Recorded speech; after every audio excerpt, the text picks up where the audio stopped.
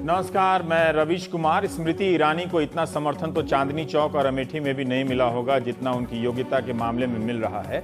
Social media में तो घोषित विरोधी भी स्मृति ईरानी के साथ आ गए हैं। इसी बहाने कबीर, अकबर, गांधी, रविंद्रनाथ टैगोर, के कामराज, राबड़ी देवी, तेंदुलकर और यहाँ तक कि Abraham Lincoln, Steve job, Bill Gates की डिग्री तक खंगाल ली गई है। लोगों ने यह भी ध्यान में नहीं रखा कि इनमें से कुछ डिग्री सिस्टम के अवतरण से ही पहले पैदा होकर दुनिया से जा चुके थे। जो भी हो, बहुत दिनों बाद सार्वजनिक विमर्श में डिग्री की ऐसी धुलाई हुई है। किसी भी मानव संसाधन मंत्री के लिए इससे अच्छी बात क्या हो सकती है। जानकार भी जानते हैं कि इसी डिग्री ने शिक्षा को कितना संकुचित किया है और इसके खिलाफ टैगोर से लेकर गांधी तक सबने लिखा है। मगर कमजोर और दैविक कृपा पर निर्भर रहने वाले छात्र यह उम्मीद ना रखें कि उन्हें बड़े इम्तिहानों की पात्रता में डिग्री की बाध्यता से मुक्ति मिलने वाली है। हम एक ऐसे दौर में रह रहे हैं जहां फर्स्ट डिवीजन कोई नहीं पूछता, परसेंटेज पूछा जाता है। 96% से कम आ जाए तो माँ बाप किसी रिश्तेदार के पूछ देने पर शर्मिंदा हो जाते हैं। यही वो तबका है जो हर साल नए वोटर में रूपांतरित होता रहता है। इम्तिहान आते हैं तो घर से नहीं निकलता और नंबर लाने के लिए घर छोड़कर कोटा से लेकर पटना तक के चक्कर लगा रहा है। इस पीढ़ी को भी यह बात समझनी चाहिए कि मानव संसाधन मंत्री बनने के लिए 96% जरूरी नहीं है। कई लोग स्कूल में फेल होकर यूनिवर्सिटी तक खोल गए हैं। यह भी सच है कि 96% से कम लाने पर आपको दिल्ली विश्वविद्यालय में ही पसंद का कॉलेज और विषय नहीं मिलेगा, लेकिन आप शिक्षा मंत्री से लेकर प्रधानमंत्री और राष्ट्रपति बन सकते हैं। तो युवा पीढ़ी मोदी मंत्रिमंडल की सबसे युवा कैबिनेट मंत्री के 12वीं पास होने पर क्या उदारता से नहीं सोचती होगी। पूर्व मंत्री पी चिदम्बरम के पास तो हार्वर्ड की डिग्री थी, लेकिन वो अपनी बड़ी डिग्री के कारण निशाने पर आ गए। नरेंद्र मोदी ने कहा कि हार्वर्ड नहीं, हार्ड वर्क की जरूरत है। जितना दूर से देखा है, स्मृति ईरानी हार्ड वर्क में तो कहीं किसी से कम नहीं लगती है। राजनीतिक जमात में उनकी तुलना दूसरी सुषमा स्वराज से की जाती है। बात भटक न जाए इसलिए अभी कह देता हूं कि उनके पिज्जा बेचने और सीरियल में काम करने को बेहद सम्मान के साथ देखा जाना चाहिए, लेकिन जो राजनीति खुद नाइंसाफी करती है उससे क्या संतुलन की उम्मीद। इसी मुल्क में ज्ञानी जैल सिंह से लेकर राबड़ी देवी तक की पात्रता का मजाक उड़ाया जा चुका है। बीजेपी नेता सुब्रमण्यम स्वामी ने तो मोर्चा खोल रखा है सोनिया गांधी और राहुल गांधी की डिग्री को लेकर। मंगलवार को कांग्रेस ने मनीष तिवारी के जरिए अजय माकन के बयान को संभालने का प्रयास किया कि हमें अपने ही एक नेता के उस बयान से किनारा करना पड़ गया जिन्होंने स्टीफेंस और हंसराज कॉलेज के अंतर को लेकर गुरूर वाली टिप्पणी की थी। लेकिन दूसरी तरफ अभिषेक मनु सिंघवी ने स्मृति ईरानी के हलफनामे को लेकर पार्टी का हमला जारी रखते हुए बताया कि वे निजी रूप से कोई मुद्दा नहीं उठाना चाहते हैं। यहां से सिंघवी का बयान पढ़ रहा हूं जिसमें उन्होंने कहा है कि बीजेपी की सरकार में कई ऐसे मंत्री हैं जो 8वीं क्लास हैं, 6वीं क्लास पास हैं। हमने सिर्फ ये कहा है कि जो संबंध है इस मंत्रिमंडल का और डिग्री का उसे देख लेना चाहिए। ये ऐसा मंत्रालय है जिसके पूर्व मंत्री रह चुके हैं मौलाना आजाद, फखरुद्दीन अली अहमद, प्रोफेसर नूरुल हसन, केसी पंत, कर्ण सिंह जी, वीपी सिंह, अर्जुन सिंह, एमएम जोशी आदि। दूसरा मुद्दा है कि क्या हलफनामे में झूठ या गलत फाइल किया गया है। 2004 में स्पष्ट लिखा है कि मंत्री महोदया बीए पास हैं 96 में, और 2014 वाले हलफनामे में उतना ही स्पष्ट लिखा गया है कि बैचलर ऑफ कॉमर्स पार्ट 1 यानी पहला वर्ष किया है। अब दोनों हलफनामे सही नहीं हो सकते, इसकी स्पष्टता अब भी की जा सकती है। शरद यादव ने कहा कि डिग्री की बात गलत है, काम का मूल्यांकन होना चाहिए, लेकिन बीजेपी ने भी वही किया जो कांग्रेस कर रही थी। मंत्री संतोष गंगवार और उमा भारती ने सोनिया गांधी की शैक्षणिक योग्यता पर सवाल कर दिए। चुनाव आयोग की साइट पर 2014 के हलफनामे में सोनिया ने बताया कि उन्होंने 1964 में इंग्लिश और फ्रेंच में 3 साल का कोर्स किया है। एडीआर की रिपोर्ट के अनुसार मोदी मंत्रिमंडल में स्मृति ईरानी और मेनका गांधी 2 मंत्री हैं जो 12वीं पास हैं। 5 मंत्री ऐसे हैं जो सिर्फ 10वीं पास हैं। उमा भारती जो 6ठी पास हैं, मगर मेनका गांधी स्मृति ईरानी की तरह अंग्रेजी बोलती हैं। यह विवाद का विषय है कि अंग्रेजी बोलना योग्यता की पात्रता है या नहीं। वैसे वो मुख्यमंत्री रह चुकी हैं। 23 मंत्री ऐसे हैं जो स्नातक और प्रोफेशनल स्नातक हैं और 9 मंत्री पोस्ट ग्रेजुएट और 3 पीएचडी हैं। तो क्या स्मृति ईरानी को खास वजह से निशाना बनाया गया? क्या वाकई मानव संसाधन मंत्री बनने के लिए खास तरह की योग्यता की जरूरत है? तो फिर कपिल सिब्बल से लेकर पल्लम राजू के कार्यकाल का भी मूल्यांकन होना चाहिए, जिनके पास योग्यता की कोई कमी नहीं थी। क्या राज्यसभा में बोलने वाली स्मृति ईरानी वाकई आईआईएम और आईआईटी के निदेशकों और चांसलरों से बात नहीं कर पाएंगी, मानव संसाधन नहीं चला पाएंगी, या इसलिए यह मुद्दा बड़ा है कि 21वीं सदी में शिक्षा मंत्री 12वीं पास कैसे हो सकती है? बात इतनी है या इससे भी ज्यादा? हम बात करेंगे प्राइम टाइम में। हमारे साथ सत्यव्रत चतुर्वेदी जी हैं, कांग्रेस नेता, सुधांशु त्रिवेदी हैं, प्रवक्ता हैं बीजेपी के, प्रोफेसर विवेक कुमार राजनीतिक विश्लेषक हैं, जेएनयू से हैं, अभय दुबे जी अभी आ जाएंगे, प्रोफेसर नंदिता नारायण हैं, हेड हैं और एसोसिएट प्रोफेसर हैं मैथमेटिक्स सेंट स्टीफेंस कॉलेज की। सत्यव्रत जी, हम आपसे ही जानना चाहते हैं कि जल्दी में तो नहीं आप लोगों ने स्मृति ईरानी को टारगेट किया, क्योंकि आप जयललिता को भी टारगेट कर सकते थे, उमा भारती को कर सकते थे, सिविल एविएशन मिनिस्टर में कैबिनेट और राज्य मंत्री दोनों 10वीं पास हैं, वो कर सकते थे। स्मृति ईरानी को आपने क्यों किया? कई लोगों ने कहा कि बड़ा ही निहायत ही कुलीन सोच है कांग्रेस पार्टी की। जब आप ये कह रहे हैं कि आप लोगों ने, तो आपका इशारा शायद हमारी पार्टी की तरफ है। हाँ, नहीं, गलत है। कांग्रेस पार्टी ने नहीं है, किसी की व्यक्तिगत सोच हो सकती है, उसने अपनी बात कही होगी। अजय और माकन, इस सोच को मैं एक दिवालिया सोच कहूंगा। मेरी अपनी अनुभव में इतने वर्षों के मैंने ऐसे बहुत से लोगों से मिला हूं और उनके साथ काम किया है जिनके पास शायद कोई बहुत बड़ी डिग्री नहीं है, पर उनकी काबिलियत में, महज इसलिए कि डिग्री उनके पास नहीं है, उनकी काबिलियत किसी बड़े डिग्रीधारी की काबिलियत से कहीं कम मुझे नजर नहीं आई। ठीक है। और ऐसे सवाल उठाना मैं समझता हूं एक बड़ी संकीर्ण सोच की बात है। अजय माकन हमारे मित्र हैं, वो क्यों ऐसी सामान्यतः, उनके बाद अभिषेक मनु सिंघवी ने भी कहा, सामान्यतः अजय माकन को मैंने ऐसी बातें करते कभी देखा सुना नहीं। मुझे ताज्जुब है कि या तो कहीं वो विपक्ष का अर्थ समझने में भूल कर बैठे और ये समझ बैठे कि हर चीज के ऊपर डंडा पटकना ही शायद विपक्ष की भूमिका निभाना है। उनको थोड़ा सा गंभीरता से सोचना चाहिए और विचार करना चाहिए। बारे में क्या ख्याल है? अभिषेक मनु सिंघवी जब वो ये कह रहे हैं कि इस मंत्रालय में फलां हुए थे, ये हुए थे और वो हुए थे, तो स्मृति ईरानी ये वो कहां से आ गई? देखिए मित्र, चर्चाएं तो हर चीज की होगी, लोकतंत्र है, आदमी बात तो करेगा, आपको पसंद हो ना पसंद हो। हाँ, ठीक है। जब ये सवाल उठता है कि संसद के अंदर कितने पढ़े लिखे लोग हैं, किस हद तक पढ़े लिखे लोग हैं, तो अब आप जब ये सवाल उठाते हैं तो आप एक तरह से कुछ उसी किस्म की बात करते हैं जैसी बात अजय माकन ने या इन्होंने कर दी है, अभिषेक ने कर दी है। मैं समझता हूं कि ये बातें सोच करने से पहले ये देख लेना जरूरी है कि वो मंत्री के रूप में अपनी जिम्मेदारी निभाने के लायक वो शिक्षित हैं या नहीं, उनमें समझ है या नहीं। दोनों में क्या अंतर है? लायक शिक्षित हैं या नहीं और शिक्षित हैं 12वीं पास? एक व्यक्ति हो सकता है कामराज नादर जैसा, वो तो बिल्कुल ही अंगूठा छाप थे, उनसे तो एक हर्फ भी नहीं बनता था, दस्तखत भी। तो एक हो सकता है उस किस्म का। कामराज नादर के प्रति मैं कोई अनादर नहीं व्यक्त कर रहा हूं, बावजूद इसके कि वो अंगूठा छाप थे, उनकी काबिलियत दुनिया को मालूम है।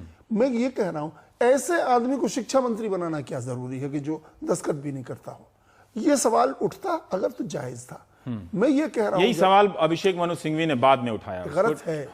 क्योंकि वो अंगूठा छाप नहीं है, वो उतनी शिक्षित है जितनी शिक्षा से वो अपना कामकाज पूरी तरह करने के योग्य है। और फिर पिछले दिनों जब वो संसद में रही हैं राज्यसभा की सदस्य के रूप में, उस दौरान उन्होंने जो वहां अपनी जो व्यवहार किया है, जो काम किया है संसद के अंदर, वो कहीं ये नहीं दिखाता है कि स्मृति ईरानी में कहीं शिक्षा के डिग्री की कमी की वजह से किसी तरह की कोई उनकी योग्यता में कमी हो। इतना देखने के बाद ऐसा सवाल उठाना दुर्भाग्यपूर्ण ही कहूंगा मैं, इससे ज्यादा कुछ कहूंगा। लेकिन इस बहाने देखिए, इस बहाने मैं सोशल मीडिया पे भी देख रहा था, एक अच्छी चीज भी हुई है कि लोगों के तरह तरह के पूर्वाग्रह भी सामने आए हैं और ये बढ़िया है, मतलब ऐसी कोई बात नहीं है। और मैं भी ये भी देखना चाहता था कि पहली बार मुझे लगा कि मेरिट और डिग्री का संबंध टूट गया है। देखिए और अब यूं कहें, और मुझे पता नहीं, अगर इस देश में ये सवाल उठाया जा सकता है, भारत जैसे देश में, कि कौन विदेशी मूल का है, कौन देशी मूल का है, किसकी जाति, तो ये क्यों नहीं उठाया जा सकता? तो इस तरह के सवाल उठाने वाले लोग मिल जाएंगे भाई, कहीं ना कहीं मिल जाते हैं, क्या करिएगा। आपकी पार्टी में ही मिल गया, लेकिन कोई बात नहीं, कोई बात नहीं। उन्होंने हलफनामे का भी उठाया। मैं दोबारा दोहरा रहा हूं, अजय माकन को मैं जितना जानता हूं, मैंने इस किस्म के सवाल उठाते जल्दी में ट्वीट देखा नहीं, हो जाता क्यों, किस रॉ में वो ये बीमारी है, किस रॉ में ये बात कह गए भगवान। सुधांशु जी, पता नहीं आप सुन पाए कि नहीं सुन पाए सत्यव्रत जी जो कह रहे थे, लेकिन मेरा सवाल, जो अभिषेक मनु सिंघवी ने आज उसको संशोधित किया कि हम पर्सनल टारगेट नहीं कर रहे हैं, लेकिन ये कहते हुए भी उन्होंने ये बात नहीं कही कि 2 ऐसे मंत्री हैं जो 10वीं पास हैं। वो उन्होंने ये भी नहीं बताया कि उनकी सरकार में दिनशा पटेल थे जो 10वीं पास थे, अभी पिछली सरकार में जो खनन मंत्री रह के गए हैं। तो खैर ठीक है, उन्होंने नहीं बताया, लेकिन उन्होंने एक हलफनामे की बात कही कि इस पे स्पष्टीकरण उन्हें देना चाहिए कि 2 तरह की बात इसमें क्यों है, कि एक जगह वो ग्रेजुएट हैं और एक जगह सिर्फ BA पार्ट 1 बता रही हैं। देखिए, सत्यव्रत जी ने जो बात कही उसके प्रति तो मैं पूरा सम्मान व्यक्त करता हूं, परंतु जैसे उन्होंने कहा कि उन्हें भी नहीं समझ में आया कि अजय माकन जी ने या इस प्रकार का विषय क्यों निकाल दिया। मुझे ऐसा प्रतीत होता है कि चुनाव अभी अभी समाप्त हुए हैं, तो शायद कांग्रेस के कुछ नेता अभी चुनाव के माइंडसेट से बाहर नहीं निकल पाए हैं, जहां पर कि मुद्दों की बजाय थोड़ा व्यक्तिगत आक्षेप और इस प्रकार की जो छिद्रान्वेषण करने वाली टीका टिप्पणियां थी उसकी तरफ आग्रह अधिक रहता था। तो उसी कारण से उन्होंने इस ढंग के विषयों को उठाया। बिल्कुल उन्होंने सही कहा कि भाई राजनीति में परफॉर्मेंस को देखा जाना चाहिए।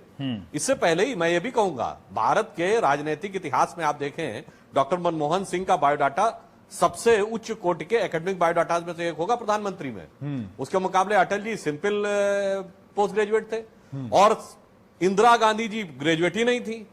तो अगर आप देखें राजनीति में, चाणक्य नीति ने भी कहा है कि राजा के अंदर सहज बुद्धि यानी कॉमन सेंस का होना अधिक आवश्यक है। चाणक्य नीति में कहा गया है राजा के कान बड़े होने चाहिए और हृदय बड़ा होना चाहिए। राजा का मस्तिष्क बड़ा हो जरूरी नहीं, राजा के अमात्यों का मस्तिष्क बड़ा होना चाहिए। तो इसलिए मुझे लगता है कि एक प्रकार की एक निरर्थक बहस शुरू की गई, नहीं, जिसका कि वास्तविक राजनीति से कोई औचित्य नहीं। हाँ ठीक है, पर सुधांशु जी फिर तो हम इस सहमति भी पहुंचे ना कि अगर राजनीति में डिग्री को अगर आप छूट दे रहे हैं, योग्यता और डिग्री को अलग कर रहे हैं, तो बाकी इम्तहानों से भी उसको अलग कीजिए। नेता लोगों को ही क्यों छूट मिलनी चाहिए?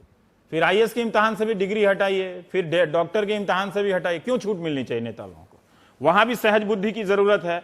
एक एडमिनिस्ट्रेटर को भी कान बड़े होने चाहिए, दिल बड़ा होना चाहिए। नहीं, क्यों आप ही को छूट मिले? नहीं, मैं बिल्कुल, मैं कब कह रहा हूं भाई, राजनीति में तो कभी ऐसा नहीं कि इम्तहान से छुट्टी हो। राजनीति में तो हर 5 साल में आपको इम्तहान देना पड़ता है। जैसे बाकी कोर्सेज में है, सर्विसेज में आपको कैरियर एडवांसमेंट करना है तो हर बार क्वालिफाई करिए, यहां तो हर 5 साल में क्वालिफाई करिए। और यहां तो और भी खतरा है, एवरी डे आपका टेस्ट है कि आपने कहा कि हम 21वीं सदी का मंत्रिमंडल बना रहे हैं, खतरे में। पूरे चुनाव में जो कांग्रेस ने किया वो आज आप लोगों ने भी वही किया कि सोनिया गांधी का व्यक्तिगत, जो आपको भी लगा कि शायद चुनाव खत्म नहीं हुआ, आप भी व्यक्तिगत आक्षेप में जा रहे थे। पूरे चुनाव में राहुल गांधी और सोनिया गांधी की डिग्री का मामला उठा ही रहता आपकी पार्टी के नेता, है ना? तो वो जब उठा रहे थे, इनको जब मौका मिला तो इन्होंने, मुझे तो समझ में नहीं आया कि इन्होंने बाकी लोगों का क्यों नहीं उठाया कि और भी 12वीं पास हैं, वो शायद योग्य हैं, और शिक्षा मंत्रालय, मानव संसाधन मंत्रालय के लिए क्यों जरूरी है? आप पहली बार वोटर को इतना आकर्षित करते हैं, यहां 96% से कम वाले को एडमिशन नहीं मिलता है। उस देश में अगर शिक्षा मंत्री 12वीं पास हो तो क्यों नहीं सवाल होना चाहिए? ये क्यों निरर्थक सवाल है?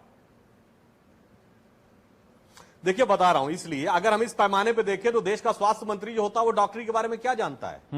तो लेकिन आपने बनाया है एक डॉक्टर को ही स्वास्थ्य मंत्री बनाया, 12वीं तक तो पढ़ा है ना, शायद इस उम्मीद में कि वो और बेहतर बनाया। इससे पहले शिक्षा मंत्री रहे, हम इसीलिए बात कर रहा हूं। साइंस एंड टेक्नोलॉजी में मिनिस्टर ऐसा बनता है कई बार जिसने कि इंजीनियरिंग का ई भी नहीं जानता है, तो वो तो ABCD भी नहीं जानता। पहले होता था ना, ये तो पहले होता था, अब सामान्य प्रशासन। अगर सारी दलील पहले होने वाले से सही थी तो कोई चुनाव में पहले वाले को बुरा क्यों कहा गया? फिर ये तो पहले होता था ना। एक 21वीं सदी का एक टेक्नोक्रेट की बात हो रही थी, परफॉर्मेंस की बात हो जी।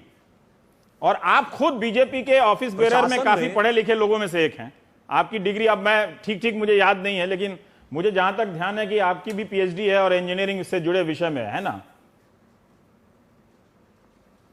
जी। वो इसीलिए मैं कह रहा हूं, हाँ। मैं कॉलेजेस में, मैं यूनिवर्सिटी में भी असिस्टेंट प्रोफेसर रहा हूं। हाँ, तो आप 12वीं पास को डिफेंड कर रहे हैं, ये अच्छा है कि अक्सर जो बहुत उच्च कोटि के हमारे प्रोफेसर्स होते थे, हाँ। जो एकेडमिकली बहुत साउंड होते थे, कई बार देखा गया उनके मुकाबले जो एवरेज प्रोफेसर्स होते हैं वो ज्यादा अच्छे वाइस चांसलर रहे। हाँ। क्योंकि शासक बनने के लिए एक अलग प्रकार का एप्टीट्यूड चाहिए, हाँ। और रिसर्च और स्कॉलर के लिए एक अलग प्रकार का एप्टीट्यूड चाहिए। इसमें किसी के प्रति कोई सम्मान असम्मान की बात नहीं है, दोनों का एप्टीट्यूड डिग्री सिस्टम खत्म कीजिए ना, इसी पे सहमति। मैं तो देखिए अगर मुझसे पूछेगा तो मैं तो तुरंत हाँ बोलूंगा इसके लिए। तो फिर तो वो शांति निकेतन वाली व्यवस्था, नई तालीम वाली व्यवस्था में तो तुरंत भारतीय व्यवस्था में केवल डिग्री का महत्व नहीं होता था। हमारे यहाँ किसी भी कन्वोकेशन के लिए हिंदी में क्या शब्द है? एक नहीं, मैं बता रहा हूं, हमारे यहाँ कन्वोकेशन का क्या हिंदी में कहते हैं, दीक्षांत समारोह, शिक्षांत समारोह नहीं।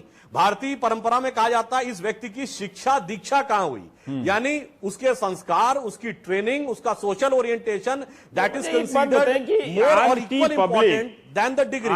आज का वोटर जब वो दिल मांगे मोर वाला कहता है तो क्वालिफिकेशन मांगे मोर क्यों नहीं कह सकता है? मतलब अगर वो मांग कर रहा है इस बात के बावजूद कि के कामराज से लेकर ज्ञानी जैल सिंह से लेकर राबड़ी देवी तक या जयललिता सब अपने अपने अनुभवों में या कार्य क्षेत्र में बेहतरीन रहे होंगे या नहीं रहे होंगे, आज वो अगर मांग कर रहा है तो इसमें क्या गलत है? गलत क्या है इसमें?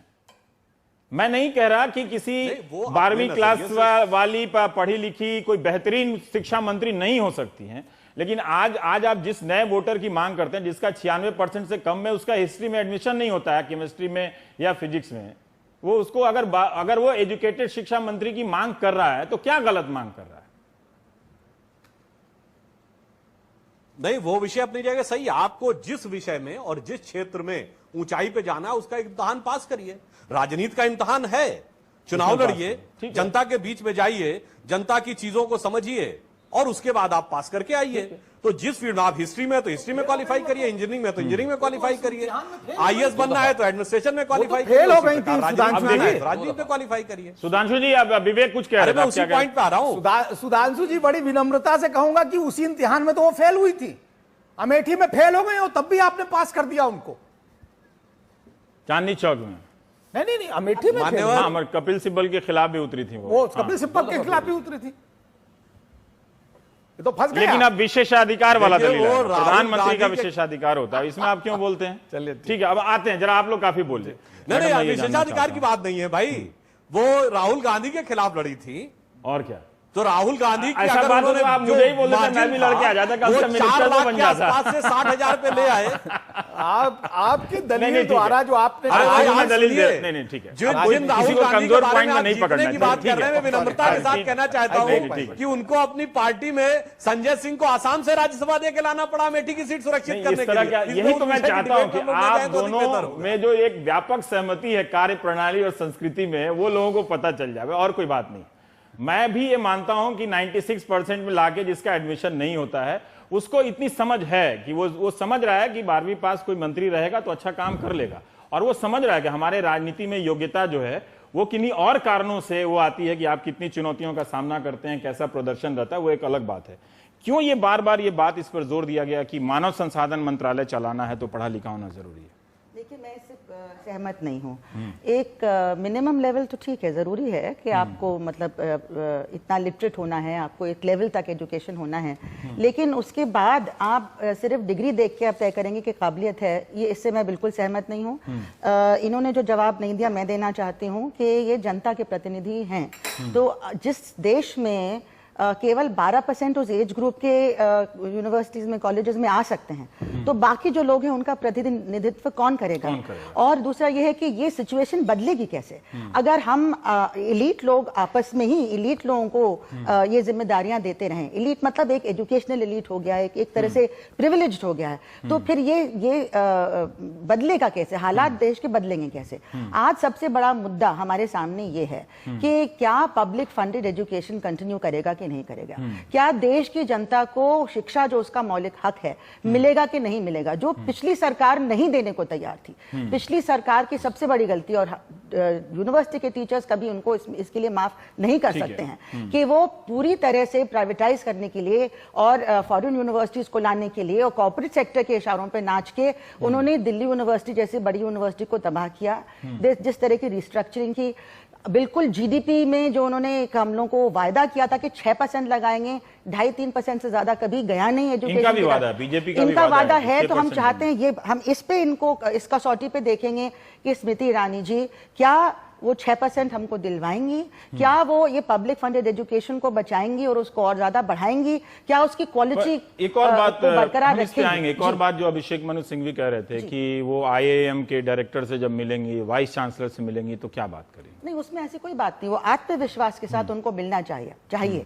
वो जनता की प्रतिनिधि हैं और IIM के डायरेक्टर अपने फील्ड में डायरेक्टर हैं, लेकिन ये कहीं गैर बराबरी में हम नहीं विश्वास करते हैं। तो वो जो उन्होंने जो जिम्मेदारी संभाली है उसको बखूबी कर सकती हैं। आखिर उनको अकेले तो डिसीजन नहीं लेना है, वो उनको डेमोक्रेटिकली प्रोसीड करना है। उनको देश की जो कॉन्स्टिट्यूशन है और हमारी मिलीजुली संस्कृति है उसको ध्यान में रख के सबको इंक्लूड करके आगे बढ़ना है, सबकी सुनना है और कॉमन सेंस अभय जी और विवेक के जी साथ पे चलना जाऊं, है। जो सवाल मैं रवीश, एक बात बताइए, एक इंजीनियरिंग डिपार्टमेंट को संभालने वाला मिनिस्टर चीफ इंजीनियर से मिलता है तो क्या करता है? वो मुंह बंद कर लेता है, ढक लेता है, पूछता होगा। नहीं। और एक डिफेंस मिनिस्टर जिसने कभी कोई मिलिट्री एक ट्रेनिंग बात नहीं बताइए ली, कि इस वो बहस में मिलिट्री- ऐसा वो क्या हो रहा है ना कि मिलिट्री हम जनरल- बहुत जल्दी झुक जा रहे हैं उस तरफ की जहां डिग्री की कोई जरूरत नहीं है। नहीं, मैं फिर इसकी प्रासंगिकता कहाँ है? नहीं, गलत बात। अगर किसी, मैं एक सीधा सवाल पूछता हूं सतरत जी, मुझे नहीं मालूम है कि अगर स्मृति ईरानी महिला होने के साथ साथ अगर दलित भी होती और शायद इससे भी कम पढ़ी लिखी होती तो क्या इस समाज की क्या प्रतिक्रिया होती मैं नहीं जानता, पर पुरानी परिपाटी से मैं गेस कर सकता हूं, है ना। लेकिन हाँ, मुझे इस बात का भी बुरा लगा कि उनके सीरियल में काम करने को लेकर जिस तरह से मजाक उड़ाया वो मुझे बहुत बुरा लगा। और मैंने कहा भी कि बात भटकनी नहीं चाहिए, उनका जितना भी छोटा काम किया हो, गाड़ी में पोछा लगाया हो, ये भी हमारे लिए गर्व की बात होनी चाहिए कि एक ऐसा मिनिस्टर आया जिसका अतीत ऐसा रहा। हम बातें चाहे जितनी कर लें रवीश, मुद्दे की बात एक है, मिनिस्टर का काम क्या है, मंत्री का काम क्या है? बड़ी मंत्री का काम है प्रशासनिक व्यवस्था संभालना और पॉलिसीज बनाना। उसका काम वहां पर कोई पीएचडी का पेपर या थीसिस लिखना नहीं है, वो अपना काम कर सकती है। आप एक असिस्टेंट प्रोफेसर को इतना सारा शर्तें लाद रहे हैं कि आप इसमें लिखा हुआ है कि वरिष्ठ पदों पर नियुक्ति के लिए हम योग्यता को ही मानदंड बनाएंगे, इसकी मैनिफेस्टो में लिखा हुआ। फिर आप एक काम करिए ना, अपना कॉन्स्टिट्यूशन बदल दीजिए और उसमें ये लिख दीजिए कि डीलिट हुए बिना कोई आदमी एजुकेशन मिनिस्टर नहीं हो सकता। मैं तो वो दिल मांगे मोर वाली बात कर रहा हूं। जब तक कोई मिलिट्री की ट्रेनिंग ना लिया हो तब तक डिफेंस मिनिस्टर नहीं हो सकता। ये सब क्वालिफिकेशन कल उमर अब्दुल्ला ने कहा था, है ना। वर्ग को परपेचुएट करने की पॉलिसी की बात कर रहे हैं। शासक वर्ग है यहाँ पे, उसी को परपेचुएट करना है उन्हीं के लिए, और बाकी जो जनता है उनको एकदम आप उसमें एक अहंकार भी है कि हम डिग्री वाले हैं तो हम ही को मौका मिलना चाहिए। हमारी देश को बर्बाद किया है। आज मांग ये है कि देश की जनता मांग रही है कि उनको उसको शिक्षा मिले, और जो हमारे पहले मिनिस्टर्स रहे अगर ये इस नतीजे पे हम पहुंचे कि डिग्री ने इतना नुकसान किया है, फिर तो मैं स्मृति ईरानी का के प्रति आभार प्रकट करता हूं। ऐसा है कि ना वो नेसेसरी है ना वो सफिशिएंट है। हम देखेंगे उनका काम कैसा है। ठीक है, विवेक जी, उनकी इंटेग्रिटी और उनका काम। बस मैं बहुत विनम्रता से ये बात कहना चाहूंगा कांग्रेस के साथियों से भी और भाजपा के भी साथियों से। देखिए, हम लोग यहां पर बात कर रहे हैं एक मानव संसाधन मंत्रालय की, और शिक्षा समाज के सभी व्यक्तियों को चाहिए, तो हम लोग उसके इंपॉर्टेंस की बात कर रहे हैं। अगर हम उसके इंपॉर्टेंस को समझते हैं तो मैं अनुभव, उसकी प्रतिबद्धता और उसके अंदर विजन, इसको जरूर, क्योंकि आपके संविधान ने जैसे कहा, द्विवेदी जी ने बड़ा डिफेंसिव है आज। क्यों डिफेंसिव है ये नहीं पता, लेकिन उन्होंने कहा कि कोई अहारता नहीं है। सचमुच कोई मिनिमम अहारता नहीं है, और मंत्री या सांसद बनने की कोई उम्र के अलावा कोई मिनिमम अहारता नहीं है प्राप्तांक और डिग्री को लेकर के। बिल्कुल सही बात है, लेकिन मैं ये चाहता हूं कि अनुभव, प्रतिबद्धता और तपा तपाया व्यक्तित्व, जो कि राजनीति में 20-25 वर्ष लगा चुका होता है, फिर ये भी एक गड़बड़ डोमेन है। नहीं, आप राजनीति में अनुभव को कैसे परिभाषित? हाँ, मैं यही कह रहा हूं। आप 10 साल से सड़क पर हैं और संघर्ष कर रही हैं, ये भी अनुभव है। नहीं, उसको प्रमाणित होते हुए देखिए ना, आपने अपना फाइनेंस जब चुना तो आपने 25-30 वर्ष लगाए हुए व्यक्ति को, जो कि अपोजिशन लीडर रहा है राज्यसभा में, उसको चुना। आपने जब चुना आपका विदेश मंत्रालय, तो आपने बड़े तपा लोगों को चुना। आपने सभी लोगों को जो चुना है, उनकी वरीयता, उनकी प्रतिबद्धता, उनका अनुभव, सबको आपने लिया। लेकिन केवल मानव संसाधन मंत्रालय कैसा है जिसमें एक अनुभवहीन व्यक्ति को रखा गया। मेरिट उस बात की नहीं है कि आप प्राप्तांक करना चाहते हैं, आपके पास डिग्री है, लेकिन कम से कम राष्ट्रीय प्रतिभाओं का, हम लोग कहते हैं शिक्षा जो है भविष्य होगा। करोड़ों 120 करोड़ जनता के भविष्य का निर्धारण ठीक है, ऐसे होगा तो कम से कम मुझे लग रहा है कि स्मृति ईरानी के बाद इसका चलिए प्रश्न तो उठेगा जाती है कि अच्छा है, प्रश्न तो उठेगा। ये भी अच्छा है कि वो 12वीं पास है, नहीं तो इस एचआरडी पे कभी चर्चा भी नहीं होती है लोग, ये भी अच्छा है। 120 करोड़ की जनता के भविष्य का पर एक धारणा तो बनी जाती है। रवीश जी, मुझे पूजा कर लीजिए। सॉरी, मैं ये कह रहा हूं, जब 120 करोड़ जनता के भविष्य का निर्धारण होगा तो आप पर प्रश्न उठेंगे, क्योंकि आपने जब वो लेना शुरू किया, आपने प्रचार माध्यम शुरू किए, तो आपने कहा नहीं ये तपा तपाया और ये कन्विंस्ड आदमी जब आप ला रहे थे तो प्रधानमंत्री क्यों नहीं बना दिया उनको? प्रधानमंत्री मोदी जी क्यों होंगे? क्यों नहीं, वो तो पहले से तय था। नहीं, वो वो क्यों पहले से क्यों तय था। होगा? नहीं, ये क्यों आपके होगा? आपके आर्गुमेंट का क्यों होगा? कमजोर पक्ष है। देखिए ये नहीं, ये गलत घोषित बात। था। देखिए आप स्मृति ईरानी की तरफ से मत बोलिए। नहीं, मैं ये पूछना चाह रहा वो हूं, नहीं है इसलिए उनकी तरफ से बोलूंगा। जब अनुभव नहीं है, नहीं तो आप उनको, आप एंकर हैं तो आप तटस्थता नहीं, से लेकिन- आप ये हिसाब लगाइए कि अगर अनुभव नहीं है, कुछ योग्यता नहीं है, तो उनको प्राइम मिनिस्टर होना चाहिए था। ठीक है, दुबे जी। देखिए, मुझे तो लगता है जब ये बहस हो रही है तो मुरली मनोहर जोशी नेपथ्य में बैठे हुए व्यंग से मुस्कुरा रहे होंगे। हाँ, खैर उनको काफी याद किया जा रहा है। उनको काफी याद किया जा रहा है, तो उसको और याद करने में लोग भूल गए हाँ, कि उनके कार्यकाल में भी विवाद हुए थे। हाँ। मैं ये जो विवेक जी कह रहे थे, मैं भी इस सवाल को और आगे बढ़ाऊंगा कि जब आपको प्रतिरक्षा मंत्री नहीं मिल रहा था, उचित प्रतिरक्षा मंत्री नहीं मिल रहा था, तो आपने वो जगह लगभग खाली रखी और वित्त मंत्री को उन्होंने अतिरिक्त प्रभार दे दिया। वित्त मंत्री ने बाद में सफाई दी कि हमें बाद में हम रक्षा मंत्री लागू कर लाएंगे। तो क्यों कहा उन्होंने? क्योंकि मोदी सरकार को उचित व्यक्ति नहीं मिल रहा था रक्षा मंत्री पद पर आरूढ़ करने के लिए। अगर उनको अच्छा मानव संसाधन मंत्री नहीं मिल रहा था, सुयोग्य, तो उनके हिसाब से बेस्ट है। नहीं तो हम समीक्षा कर रहे हैं ना उन्हीं के निर्णयों की। समीक्षा तो हम कर ही रहे हैं ना। तो अगर नहीं मिल रहा था तो वो इसके साथ भी, इस मंत्रालय के साथ भी लगभग वही व्यवहार कर सकते थे जो कि रक्षा मंत्रालय के साथ उन्होंने किया, लेकिन उन्होंने ऐसा नहीं किया। अब मैं एक दूसरा सवाल करता हूं कि अगर मान लीजिए स्मृति ईरानी पीएचडी होती तो क्या हम उसे उनकी योग्यता का प्रमाण मानते? भारत में शिक्षा की जो हालत है उसमें पीएचडी को भी किसी की योग्यता का प्रमाण नहीं माना जा सकता। यहां पर प्राथमिक शिक्षा में जो बच्चा दर्जा 1 में पढ़ रहा है और जो पीएचडी रैकेट, यूनिवर्सिटियों की पीएचडी रैकेट में फंसा हुआ, किसी तरीके से पीएचडी लिखवा के किसी दूसरे से या किसी तमाम तरह की दंड फंड से पीएचडी हासिल कर रहा है। इसके बीच में कुछ लोग मेहनत से भी करते हैं। नहीं, बहुत ही अपवाद स्वरूप मैं आपको बता रहा हूं, बहुत ही ज्यादातर स्थिति है। मैं एक शोध संस्थान में काम करता हूं, ये विश्वविद्यालय है, तो उसमें और हम लोग रोज पहली क्लास का नहीं हम लोग रोज स्थिति का सामना करते हैं। जब मास कॉम में हम लोग इंटरव्यू लेने जाते हैं, जो बच्चे पत्रकार बनना चाहते हैं, बहुत ही बुरी हालत होती है। इस देश में सबसे ज्यादा अफसोसनाक स्थिति अगर किसी क्षेत्र की है तो वो शिक्षा मंत्रालय की है, शिक्षा की है। और हम शिक्षा में एक ऐसे व्यक्ति को लाए हैं जो अपनी खुद की शिक्षा के मामले में शुरुआत में ही विवादास्पद हो गया है। वो विवाद सही हो या गलत हो, लेकिन विवादास्पद हो गया है। जब कहीं कुछ होता है तभी कुछ होता है, वरना नहीं होता है। तो देखिए, स्थिति ऐसी है कि मोदी सरकार चाहती तो इस मंत्रालय को भी एक अनुभवी और सिक्काबंद शख्सियत दे सकती थी। देखिए, आपने कितने महत्वपूर्ण सवाल उठाए हैं। शिक्षा की कितनी पेचीदा स्थिति है, इस पर सेकंड सेगमेंट में चर्चा करेंगे। ठीक है, वो ये जो आप जवाब देना चाहेंगे कि ये जो निर्णय है ये एक ऐसा निर्णय है जिससे अच्छा संदेश नहीं गया है। अच्छा संदेश नहीं गया। राजनीतिक हो सकता है, ये तार्किक भी हो सकता है, लेकिन नैतिक नहीं। आप देखिए, अगर स्मृति ईरानी बहुत अच्छा चुनावी संघर्ष करती हैं तो उसके पुरस्कार कुछ और हो सकते हैं। अगर वो नरेंद्र मोदी की बहुत ही निष्ठावान समर्थक हैं तो उसका उन्हें राजनीतिक पुरस्कार दिया जाना चाहिए, मैं इससे सहमत हूं। लेकिन वो तो बहुत से पुरस्कार ऐसे हो सकते हैं। उसके लिए कैबिनेट रैंक का मंत्री बनाना, उसके बाद उनको शिक्षा मंत्री इस देश का बनाना, मानव संसाधन, राजीव गांधी इस बात के बावजूद अभी सतवत जी ने कई ऐसे मंत्री हुए हैं जिन्होंने अपनी दक्षता साबित की है, इस बात के बावजूद उनके पास कोई डिग्री नहीं थी। हो सकता है कि हमारी सारी आलोचना गलत साबित हो और वो भविष्य में इस देश की सर्वश्रेष्ठ शिक्षा मंत्री साबित हो। मैं ये नहीं कह रहा हूं, लेकिन आज जो स्थिति है, हम आज की स्थिति की समीक्षा कर रहे हैं। आज से 5 साल बाद क्या निकलेगा, अंडे में से कैसा बच्चा निकलेगा, ये हमें नहीं पता, हम नहीं जानते। ठीक बात है, ठीक है।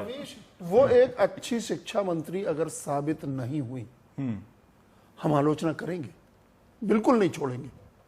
लेकिन हम पूर्वाग्रह सवाल है कि अगर ये दलील इतनी पुख्ता है, लेकिन हम अगर तो पूर्वाग्रह बनने में फिर क्यों इतने सारे सर्टिफिकेट, नेट पास होना बहुत जरूरी है।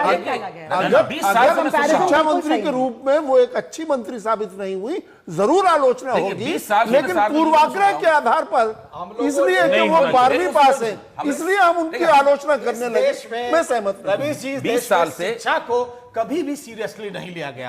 कांग्रेस ने भी बहुत सीरियसली नहीं लिया गया। चाहे अरे आपने मैं देखिए, मैं ये भी पढ़ा था कि हमारी शिक्षा की बहुत गई गुजरी हालत में इससे इत्तेफाक नहीं रखता।